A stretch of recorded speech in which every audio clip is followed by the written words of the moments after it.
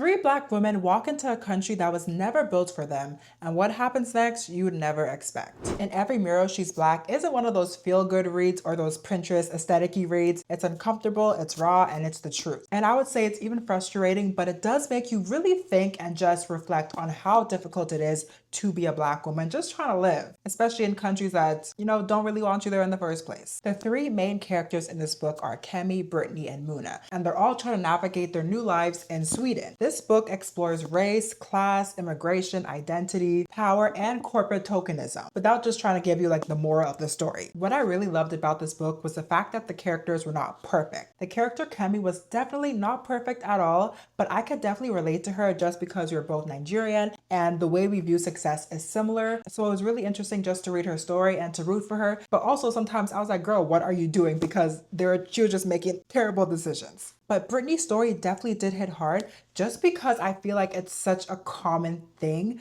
that happens to black women, but it's just not really talked about enough. So it's really interesting to see how Brittany's story was written. I thought it was written beautifully and it was very interesting. Then Muna's story, that is definitely the hardest one to read because this girl can't catch a break. It's such a hard story to read. So honestly, you need to prepare yourself to get into Muna's story. This book isn't what you read for escapism. It's a book you read to sit in the truth of what it means to be visible, invisible, desirable, exploited, and just deeply human. So let me know if you have read this book or if it's on your list. I'm definitely interested to hear your thoughts. And if you are interested in movie and book reviews, make sure you follow me because I have a lot more coming up.